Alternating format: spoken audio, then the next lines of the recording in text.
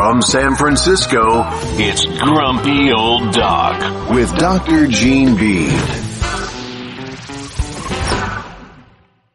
Hello, this is Dr. Gene Bede. Welcome to the Grumpy Old Doc. I wasn't always a grumpy old doc. You know, at one point I was a grumpy young doc.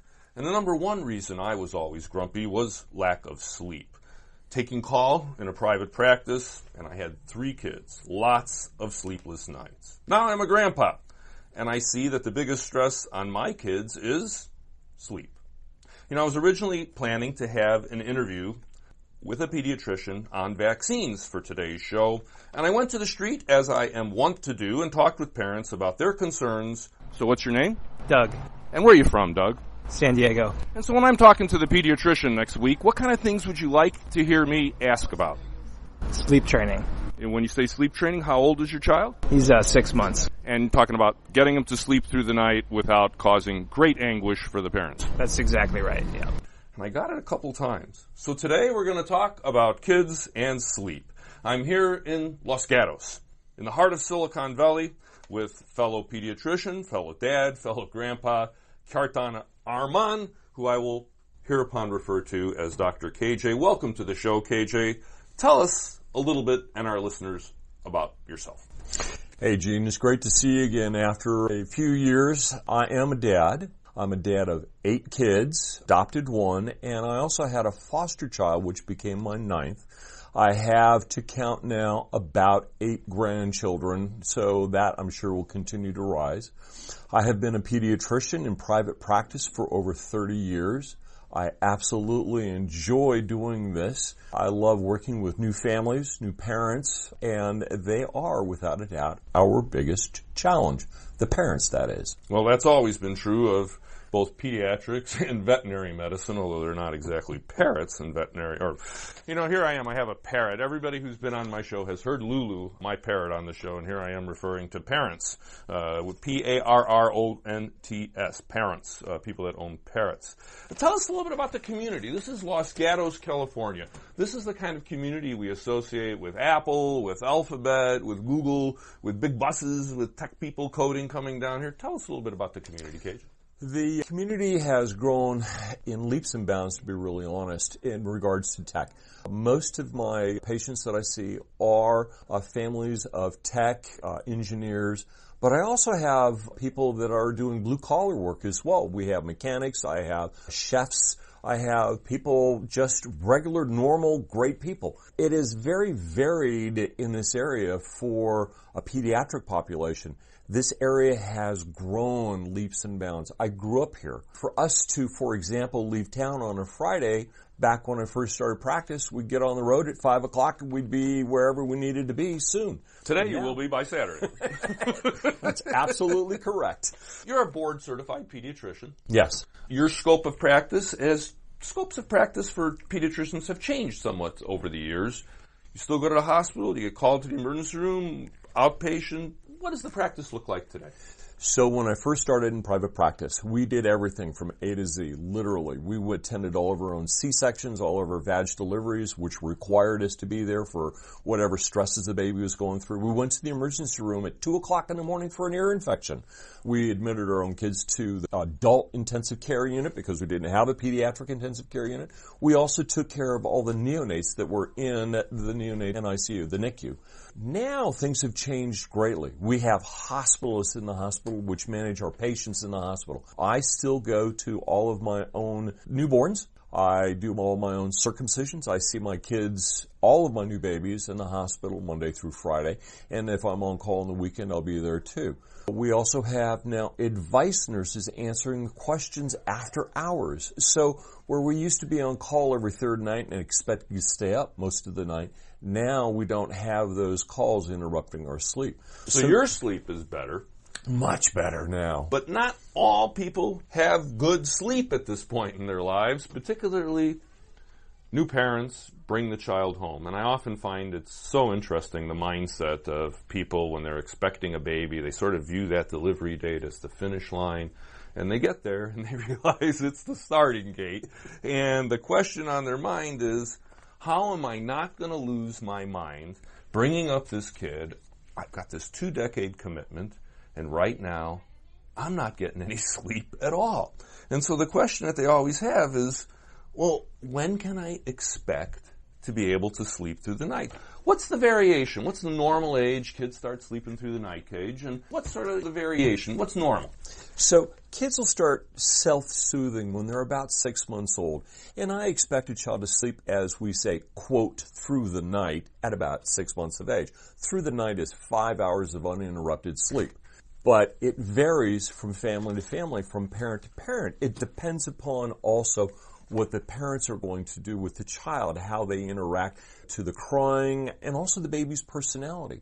A baby that's 2 months old starts to get into its circadian rhythm, and that is where they start to get used to doing their sleep stuff. I tell brand new moms and dads in the hospital, I want to wake that baby up every 2 hours during the day. At night, they can go 4 or 5 hours without eating. Once they're over their birth weight, they can sleep for as long as they will sleep at night. I like to try to get their days and nights reversed because that mom's been pregnant for 9 months.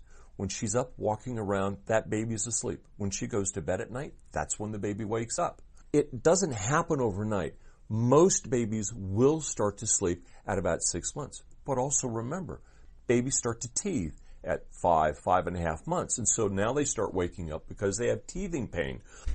We have to identify the cries that the baby's got. Babies have very distinct cries. If a baby's got pain, my gosh, you get up, give the baby some Tylenol to help it through its painful time. I expect babies to be sleeping longer periods of time, from 6 months all the way up to a year to 2 years, but it's not hours at a time. It's an extra 2 minutes this night, another 2 minutes the next night, and slowly they get to the 6 hours. Slowly they get to the 7 hours. So, really some important stuff, even at 2 months of age. When we're not expecting the baby to sleep through the night, we want to get that rhythm in place. So the daytime is a time when you are awakened, the lights are bright, people are happy to interact with you, talk to you, smile. Nighttime, a little softer, lights are a little dimmer.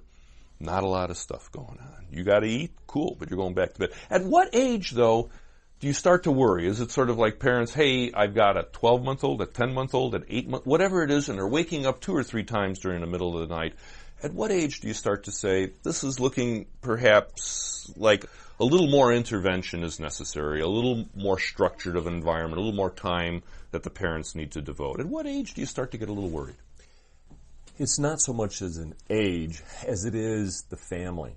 I need to look at the baby developmentally. Is the baby okay? Has the baby had any developmental issues? Has the baby had any infectious issues like an ear infection, a cold? Those are things that will keep a baby up at night as well.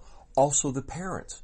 If mom or dad goes to the baby every time the baby cries, the baby now has learned, when I cry, I get my way. And so we have to identify that, and we have to talk about how we can get that baby to sleep. Sounds like monitors, baby monitors, technology probably help a great deal in that. Do you recommend them for parents that have that sort of tendency of always wanting to check on their kid? Get a baby monitor. You can check that. You won't wake your kid up. They won't know you're checking on them. Baby monitors work for some people, but some families, some moms overreact to the baby monitor.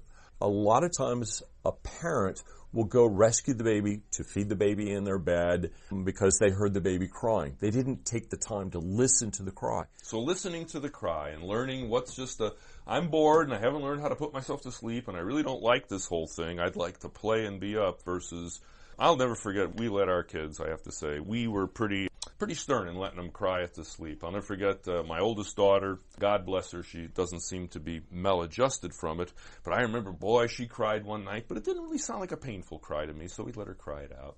And in the morning, it turned out she had thrown up during the night, and the sheet was now stuck to her face with dried vomit, and we had to take her to the bathtub to get, I just felt like the worst dad in the world.